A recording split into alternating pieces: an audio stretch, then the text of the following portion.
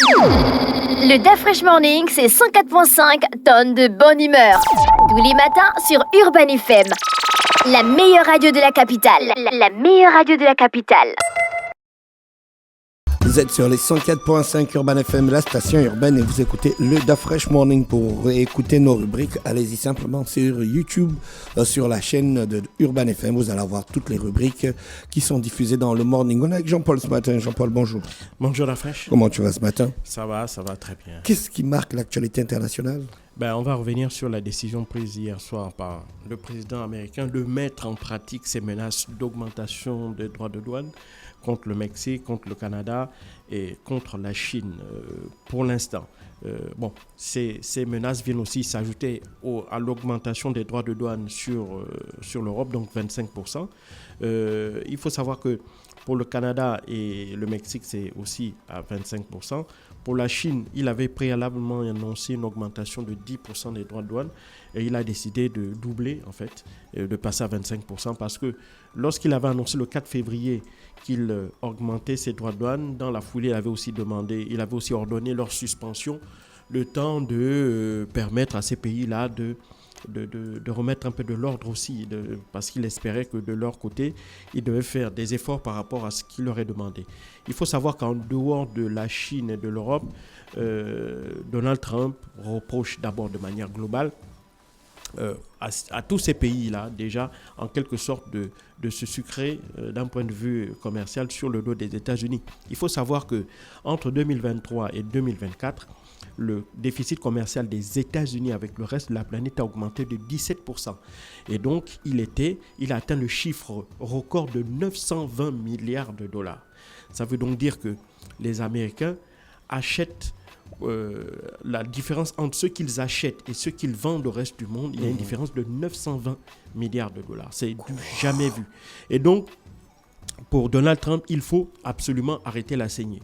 Et donc, bien entendu, il a décidé d'augmenter les droits de douane par rapport au dispositif, on va dire,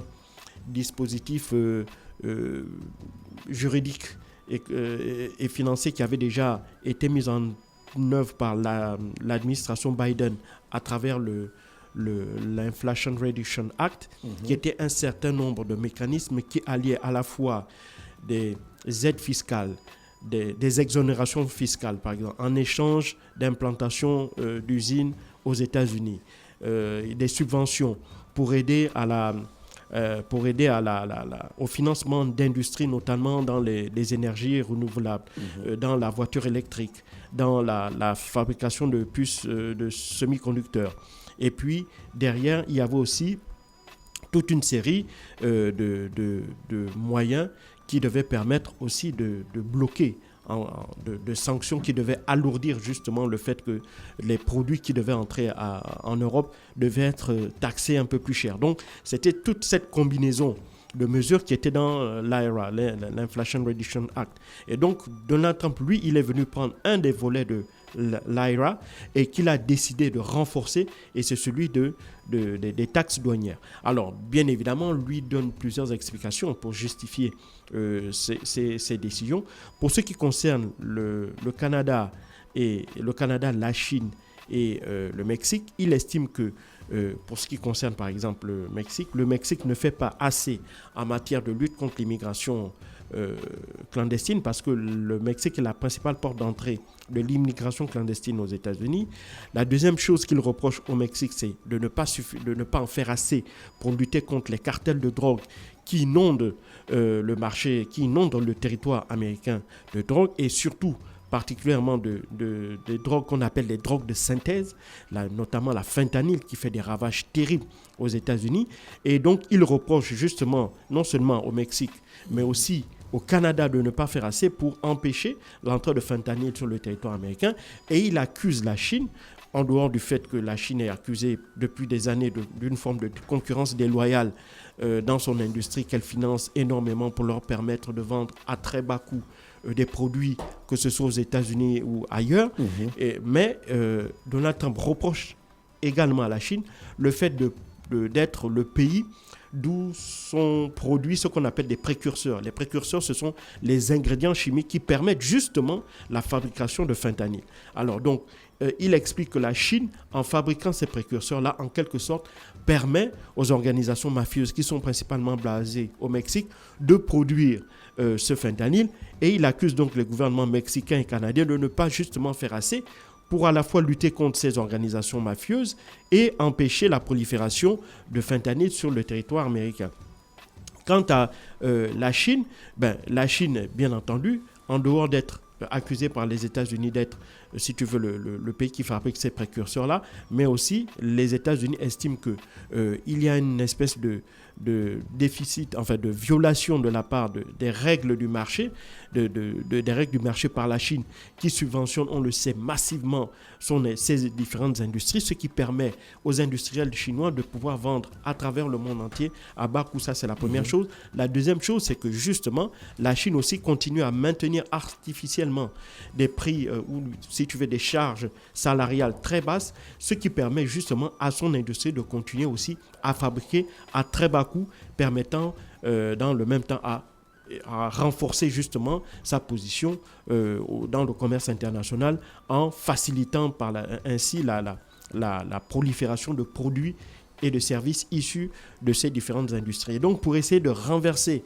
cette tendance-là, et la même chose aussi, il la reproche à l'Europe, parce qu'il faut savoir que entre l'Europe et les États-Unis, le déficit commercial aussi, il est quand même assez sérieux, plus de 400 milliards de dollars rien que pour l'année 2024. Donc tout ça fait que pour Donald Trump, il estime que la soupe est pleine, il faut réagir.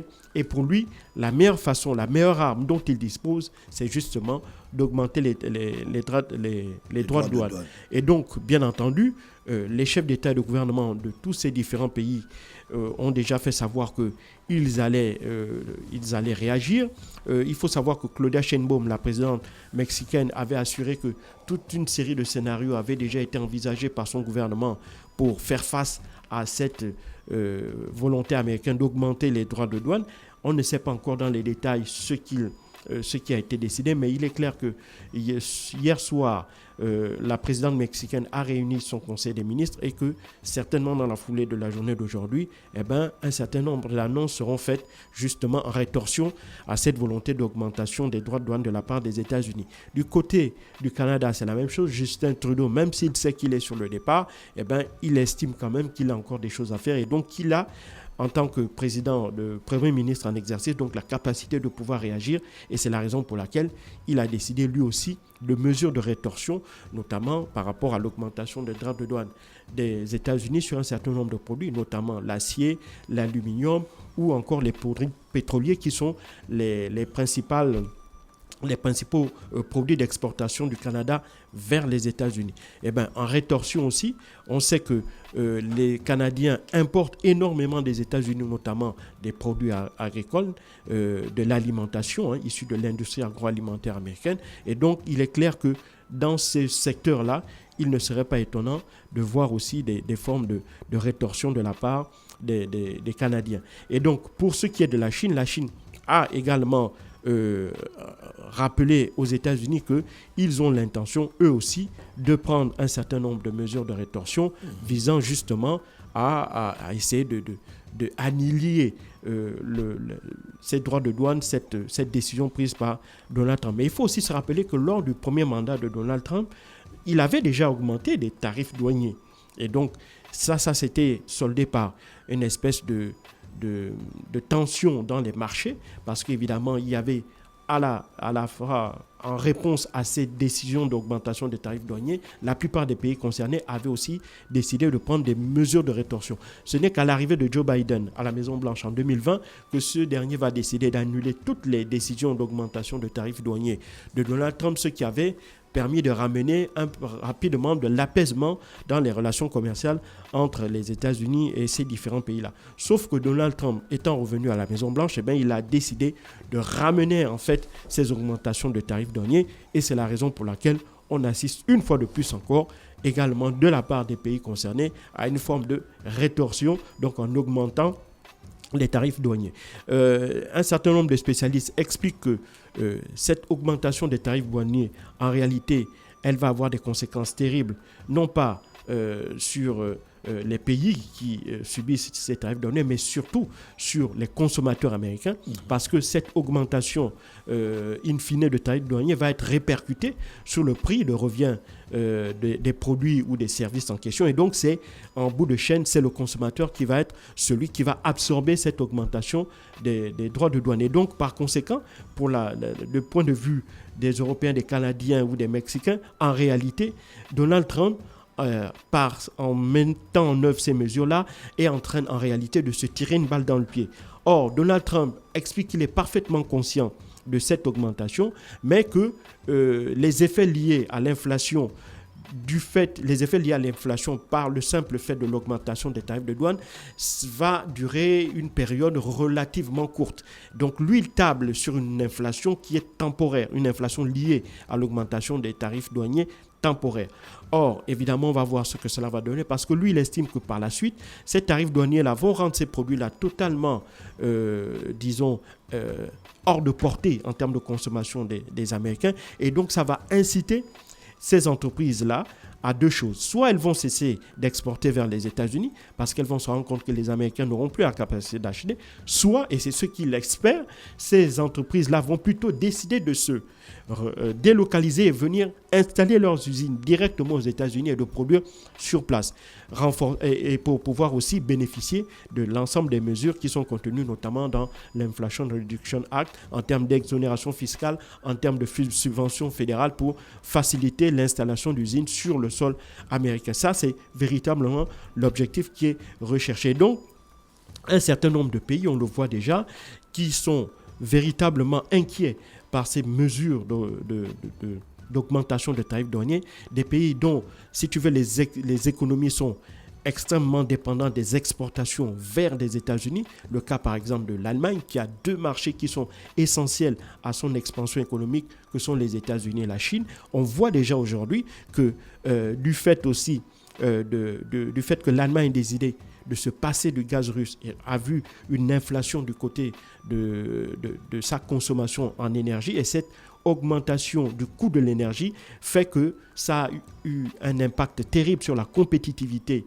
de l'industrie allemande qui, depuis la fin de la Seconde Guerre mondiale, entre en récession pour la deuxième année de suite. Et on commence à voir aujourd'hui, avec des suppressions massives d'entreprises en Allemagne, on commence aussi à observer cette espèce de mouvement de délocalisation d'industriels allemands qui sont en train d'aller petit à petit s'installer aux États-Unis. Donc, c'est un peu l'effet recherché par Donald Trump ici à travers ces tarifs douaniers. Bien entendu, ça c'est pour le cas de l'Europe, mais pour les États-Unis, pour le Mexique et pour le Canada, c'est plutôt pour mettre un coup de pression, notamment au Mexique, pour lutter contre l'immigration clandestine et pour essayer d'enrayer la prolifération de fentanyl. Mais pour le Canada, c'est aussi surtout pour inciter les Canadiens également à exporter vers les États-Unis les usines de transformation, notamment d'acier et d'aluminium, afin que ces produits-là soient transformés non plus au Canada, mais aux États-Unis. Maintenant, évidemment, et le troisième élément qui est très important pour Donald Trump, c'est de montrer à son électorat toute sa vigueur, tout son dynamisme, le fait qu'il ait promis, qu'il est en train de mettre en œuvre le programme pour lequel il a été élu.